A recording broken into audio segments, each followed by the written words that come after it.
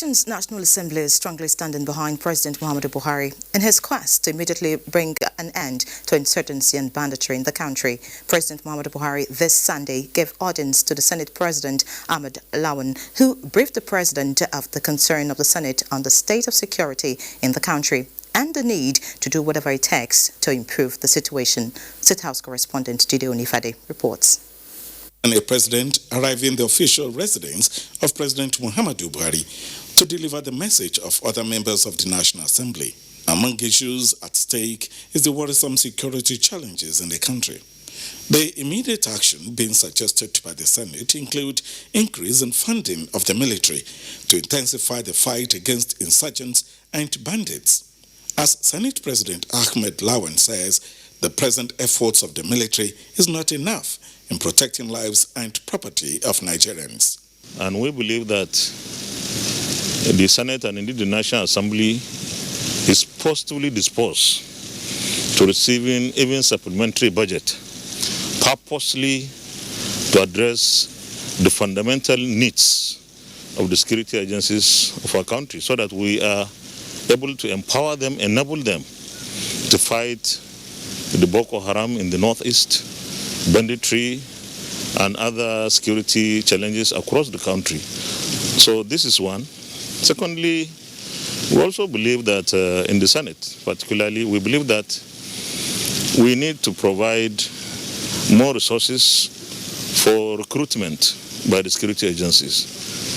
Stressing that the country has no option than to address the security challenge more than any other, the Senate President made references to the huge amount and palliatives provided by the government, organizations and individuals as interventions to combat the coronavirus pandemic. Such attitude, he says, must be replicated in dealing with insurgency and banditry. Those who are heading these agencies, especially the service chiefs, must sit up. They must sit up. In fact, we must have milestones and timelines on how we are going to deal with this. We can't just go on without any time frame for dealing with these issues. If after we provide some support and someone is found short of expectation, he should be shown out of the way if he refuses to go. Because the lives of Nigerians are so precious and therefore must be more important than any other consideration or sentiment. On the sideline, President Muhammadu Buhari and the Senate President discussed the crisis in the ruling APC party. By the grace of God, in a very few days, we will see certain actions that will be taken. The situation must not be allowed to degenerate further than it has.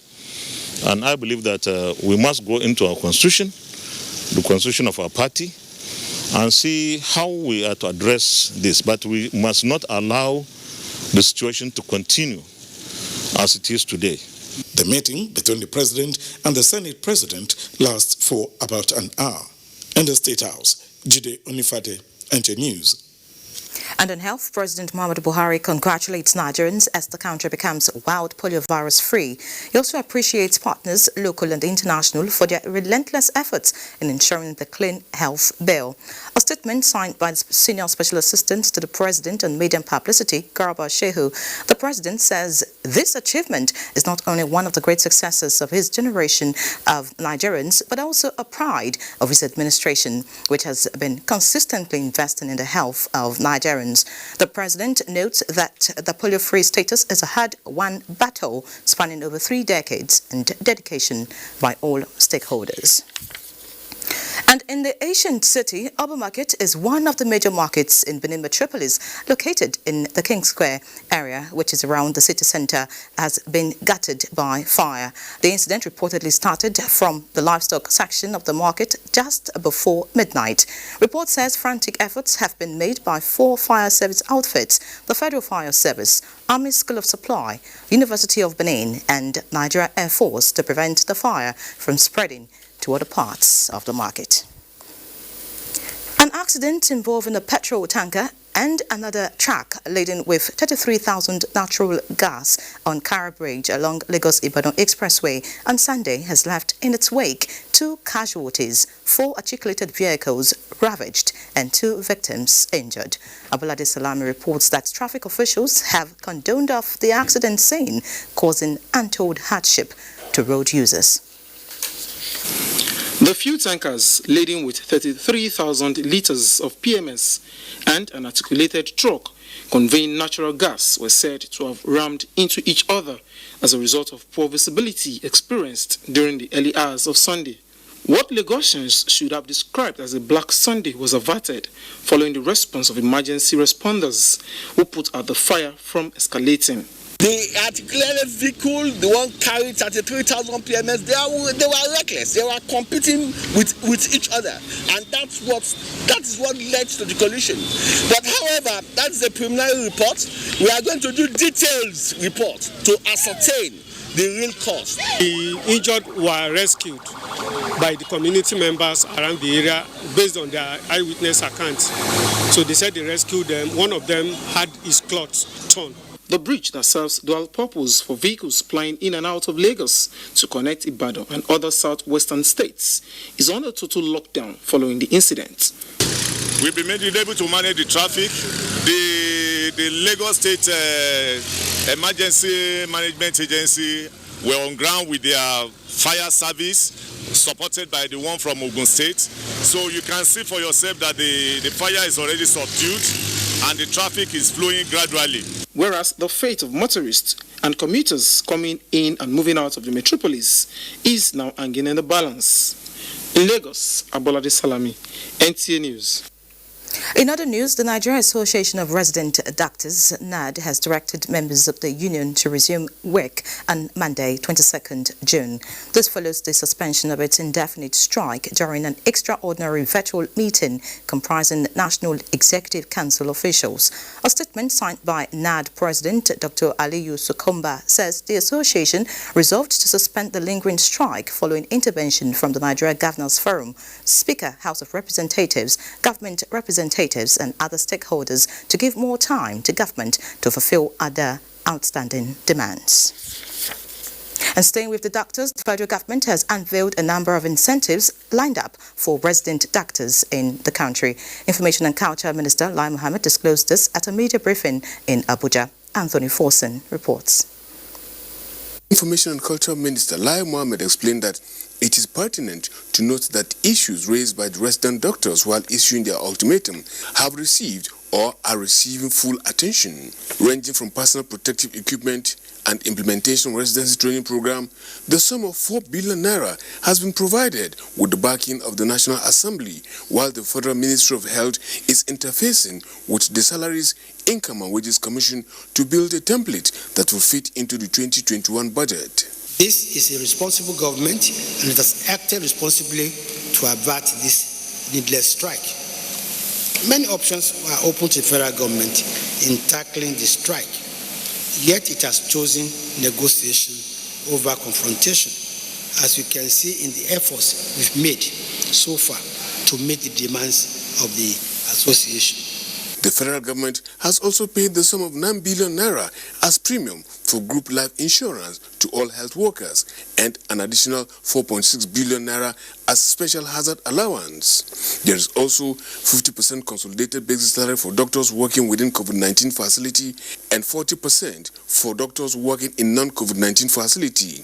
There is also 10% consolidated basic salary for non-health workers, 20% allowance for health workers directly managing COVID-19 patients, among others. Minister of Health Osage Ehanire and that of Labour Chris Ngige were passionate about the role of medical practitioners in this era of COVID-19. The intention of the government should not be misunderstood. So therefore, the rights of all doctors and health workers will be protected by the Ministry of Health, by all means and in all ways. But in all of that, we must not forget the rights of citizens to their own lives. The health workers are in the front line, so they have this cover. They also have covers of extra top-up group life insurance from the PTF. the donations given to PTF by some insurance companies. And we're also arranging to give them Employee Compensation Act for any injuries or infirmity sustained in the course of work, including even death, fatality. The Association of Resident Doctors had, upon the expiration of their 14 days ultimatum, embarked on the strike on the 15th of June. In Abuja, Anthony Forson, NTA News. Meanwhile, the Speaker of the House of Representatives, Femi Gbajagbeamila, has commended members of the Nigerian Association of Resident Doctors, NARD, for calling off their nationwide strike following his interventions and those of others. Gbajagbeamila said by their action, the resident doctors have once again proved that they truly have Nigerians at heart, saying the House leadership and members appreciate them for that. The Speaker, in a statement by his Special Advisor on Media and Publicity, Larry Lasisi, said he believed the various interventions by the House helped in no small measure in resolving the issue. The resident doctors had appreciated Speaker Gbajagbeamila for his interventions that commenced with a meeting with stakeholders and culminated in the inclusion of 4 billion naira as hazard allowance in the revised 2020 national budget. The decision to suspend the strike action was taken in order to give the federal and state governments time to fulfill the outstanding demands following an appeal by the Speaker of the Federal House of Representatives, Secretary to the Government of the Federation, Chairman, Nigeria Governors Forum, and other stakeholders. Away from the doctors now, in line with the federal government's vision of lifting 100 million Nigerians out of poverty through entrepreneurship skills, the Ministry of Humanitarian Affairs, Disaster Management and Social Development is to commence the enrollment of Batch C of NPAR from July 26, 2020. In a statement, the Minister, Sadia Umar Farouk, says the ministry has already commenced the transition of Batch A and B beneficiaries into government entrepreneurship schemes and private sector after the completion of psychometric assessment to determine competency, since the 2 batches will exit the program on June 30th and 31st of July to ensure a streamlined and transparent selection process that will give Nigerians equal opportunity. Applications will be conducted using a hybrid system of enrollment where applicants must provide a bank verification number. The online portal will be open on the 26th of this month for applications, after which the ministry will review submissions and publish a list of successful applicants. Past beneficiaries are not eligible to participate in the application process, as special considerations will be given to persons with disabilities. Now, to talk more on the Empower program is a special advisor to the Minister of Humanitarian Affairs on Social Investment, Aminu Nyako. Many thanks for joining us. Thank you so much. All right, now, so let's begin. The Empower enrollment for Batch C will commence on Friday.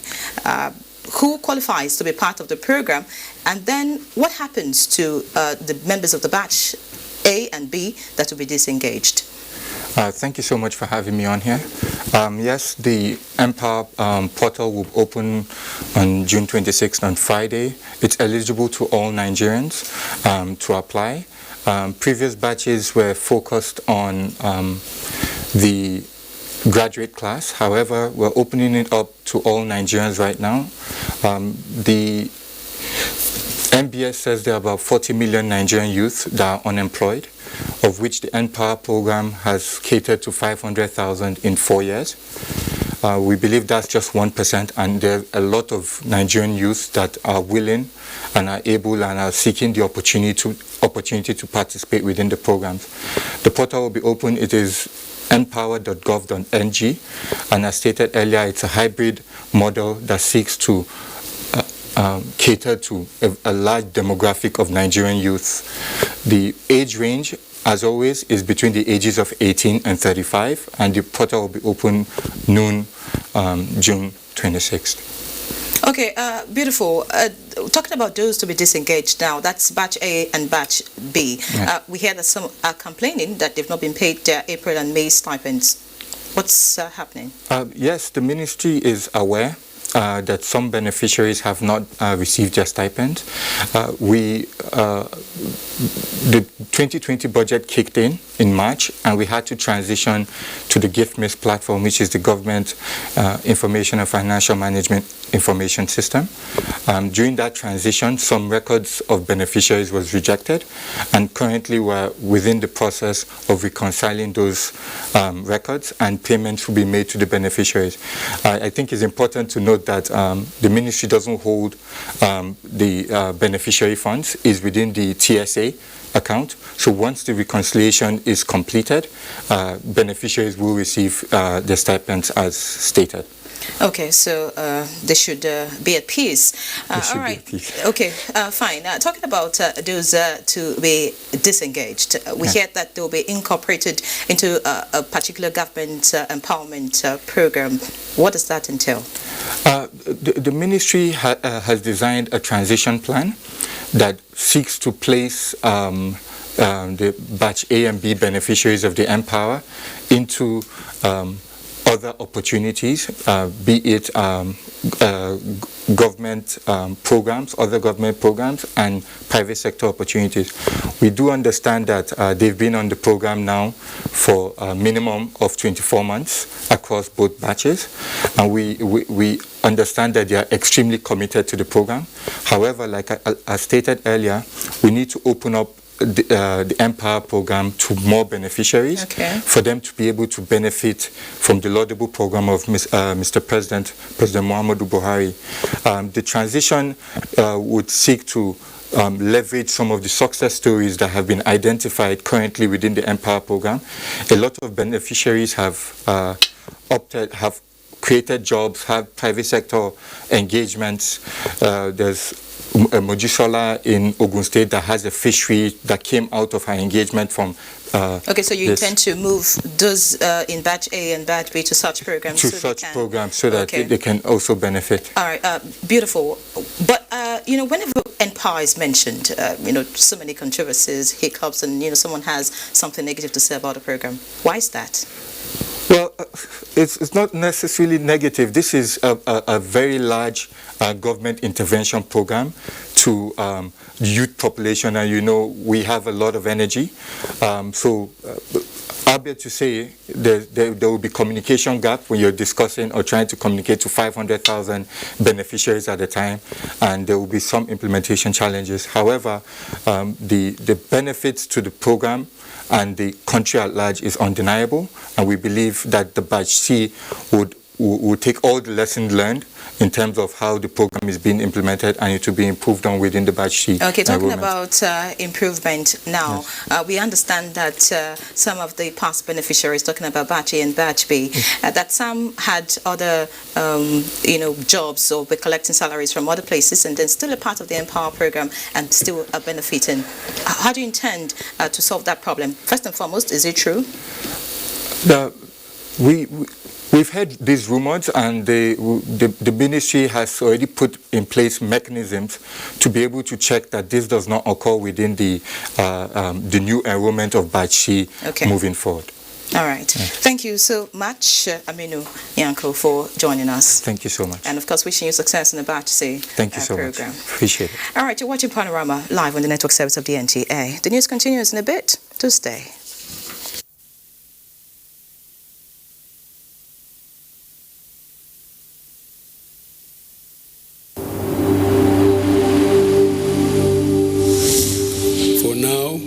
The best and most efficient way to avoid getting infected is through regular hygienic and sanitary practices, as well as social distancing.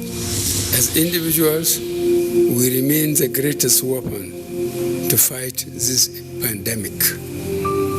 By washing our hands regularly with clean water and soap, disinfecting frequently used surfaces and areas, coughing into a tissue or elbow, and strictly adhering to infection prevention control measures in health facilities, we can contain this virus.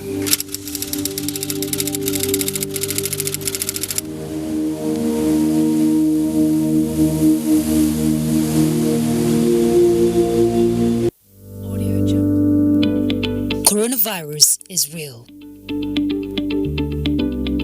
Steps to avoid this pandemic. Wash your hands regularly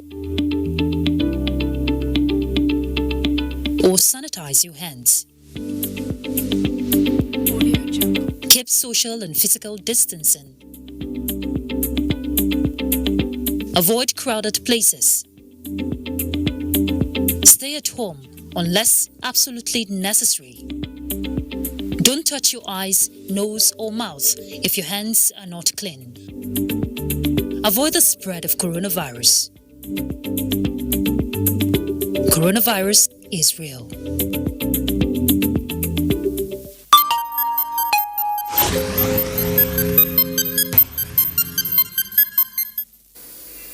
Welcome back. The Nigeria Center for Disease Control (NCDC) has announced 436 new cases and 12 deaths of COVID-19 in Nigeria. Nigeria now has 20,244 confirmed cases of COVID-19, 6,879 cases discharged, and 518 deaths in 35 states and the Federal Capital Territory. The 436 new cases are reported from 19 states, with Lagos having 169 cases, Oyo 52, Plateau 31, Imo 29, Kaduna 28, Ogun 23, FCT and Enugu have 18 cases each, Bauchi 17, Bayelsa 14, Rivers 8, Osun and Kano 6 each, Edo and Benue 5 each, Adamawa 3, Borno 2, while Abia and Ekiti have 1 each. The Director General at Nigeria Center for Disease Control, Dr. Chikwe Ihekwazu, and officials of the World Health Organization have expressed satisfaction with the standard and world-class facilities provided by the Akwa Ibom State Government for the fight against COVID-19. Dr. Ihekwazu expressed his satisfaction when he led a delegation from World Health Organization on a working visit to the state. Well, the team's first port of call was the isolation center at the Ibom Multi-Specialty Hospital, where Dr. Ihekwazu interacted with members of the COVID-19 team and also inspected different sections and facilities at the center. He also had a brief stopover at the Emergency Operations Center located within the Dakada Secretariat, Uyo. At the recently inaugurated 300-bed capacity isolation center in Itumbang, Dr. Ihekwazu and officials of WHO inspected the wards, laboratory section, and the molecular laboratory. Coming to Akwa Ibom today has really been such an eye-opening experience for us, both at the Ibom Specialist Hospital and at this EOC that will be opened on the 23rd of June. This will probably be the best EOC in the country. We are quite pleased and impressed with the human resource capacities in the state for case management as well as the lab. Speaking on behalf of the state government, Chairman Akwa Ibom State COVID-19 Management Committee, Dr. Emmanuel Ekuwem, said Governor Odom Emmanuel has always given priority attention to the health of the citizens and remains committed to ensuring a healthy state. That this was of encouragement given to us, and we're going to have some parts of it monetized, for the good of the fight and the good of our struggle against COVID-19. In Uyo, Susan Asokwo, NTA News. Members of the All Progressives Congress, APC in Edo State, are holding their primary election to get a standard bearer for the September governorship election. Details will come in our subsequent bulletins. Meanwhile, the All Progressives Congress Young Stakeholders Forum is calling for an emergency National Executive Committee meeting by the party. This, the forum believes, is necessary in order to revalidate and restore people's confidence, especially the progressives who shared common vision of purposeful and prosperous change for the country, as evidenced under the administration of President Muhammadu Buhari. Leaders of the forum, Ismail Ahmed, Senior Special Assistant to the President on Social Investment, and Ife Adebayo, Special Assistant to the Vice President on Innovation, addressed the media at the All Progressives Congress National Secretariat as part of their strategic engagement in view of the current leadership tussle within the APC. And that's Panorama today. Thanks for watching. Enjoy the rest of your day.